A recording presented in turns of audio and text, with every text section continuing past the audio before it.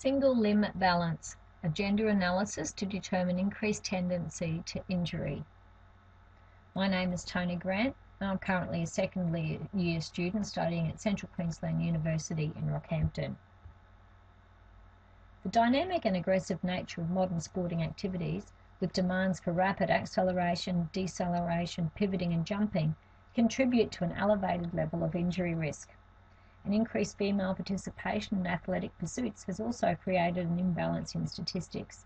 There's now a greater percentage of females suffering injuries, including those involving the lateral ligament of the ankle and the anterior cruciate ligament knee, as compared to males in similar athletic activities. Females are at least 3 times more likely to suffer a ruptured ACL than males.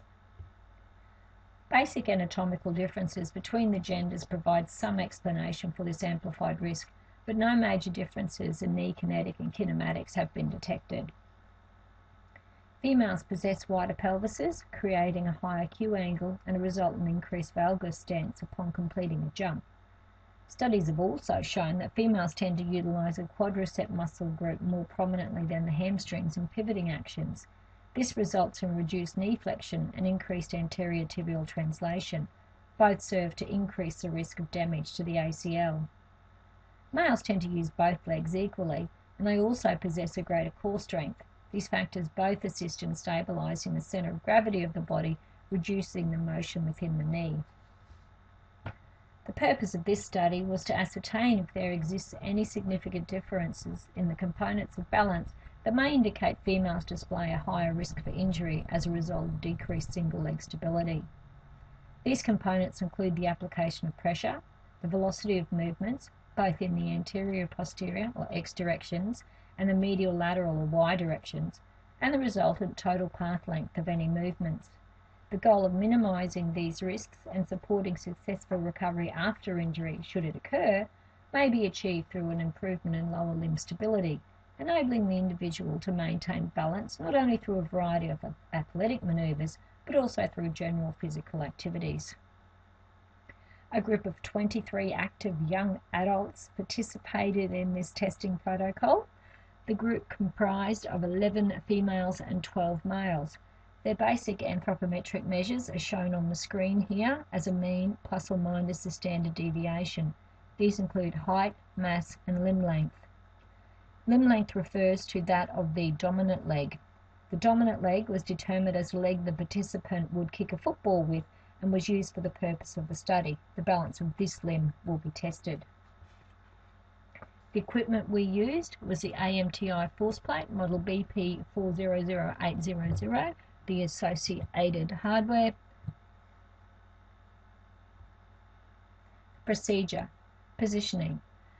Participants stood with the dominant leg barefoot on the force plate. The non-dominant leg was held with the thigh vertical, knee flexed to about 45 degrees and the foot not touching the plate. The arms are folded, hands on contralateral shoulders and eyes were open. The timing: once stationary, data was recorded for 30 seconds. 3 successful trials per participant were recorded with a maximum of 5 attempts allowed. The data recorded was center of pressure excursion in the X and Y directions, velocity and total path length. The outcome measures that were used for analysis were the center of pressure in the X and Y directions, velocity in the X and Y directions, and the total path length. The statistical analysis was applied using Microsoft Excel 2010. Paired t-tests were applied to the data from the males and females with an alpha level of 0.05 applied to all analysis. Summary of the force plate data is shown now.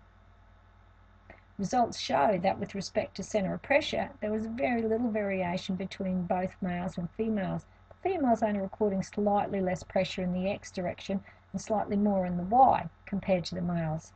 When analysing the velocity, it appears the female group are only moving slightly in both the X and Y directions, but when added to the total path length, it would appear that it was only a slow velocity, but there was a lot of movement going on. It would suggest that even the light movements they were experiencing were requiring a longer time than the males to revert to a stable position. In contrast, the male group recorded notably higher velocity in both directions, yet achieved a shorter path length. This suggests there was quicker movement to regain stability, which they were then able to maintain for longer periods. The results go to show that there was no statistical difference between the center of pressure excursion in either direction or the velocity in either direction, but a statistical difference did exist between the total path length. In accordance with the limited specialised studies conducted to date, our data indicates that there is a distinct difference in the balance ability between males and females. The major variation recorded concerns the ability to regain stability once movement or pressure changes have occurred. Balance is a motor skill that, when not maintained, may result in new or recurring injuries. Shown here are some of the factors that impact on the differences between the males and females. First one being the muscle groups, where males tend to use the quads and the hamstrings equally. The females favour the quads over the hamstrings, which, as we said before, allow for movement. The core strength, males have increased core strength, which allows them to quickly regain stability once the centre of gravity has been shifted. Males also tend to use both limbs equally. This allows for them to quickly get a stable base to centre their centre of gravity over. An intervention program was utilised as part of a training program for female soccer players, a sport that accounts for the highest number of ACL injuries in America. This program resulted in an 88% decrease in injuries in 2000 and a 74% decrease in 2001, the time period for the study. Similarly, a study focusing on ankle sprains with a mixed gender group of soccer and basketball players discovered a decrease of 6.1% in the incidence of ankle sprains in the intervention group. The intervention program included basic skills associated with their specific sport, but also a balance program, including the Star Excursion Balance Test, strength components, flexibility, plyometrics, and agility. The impact of having an ACL or an ankle sprain injury leads that the person will then have a predisposition to further injury even if there's no intervention treatment is undertaken. They will also have reduced ability to participate in physical activities at the level that they may have previously enjoyed, and then in turn it leads to an increased risk of developing osteoarthritis. And then financially, in Australia between 2003 and 2008, over $75 million per year was spent on hospital costs purely for ACL reconstructions. When it comes to medical intervention, there are two techniques commonly practiced. One utilises the patellar tendon, and at this stage there's no significant difference have been discovered post-surgery between the genders. The other technique utilises the hamstring. Studies there have shown that there is an increased knee adduction in females, which leads to an increased risk of developing osteoarthritis.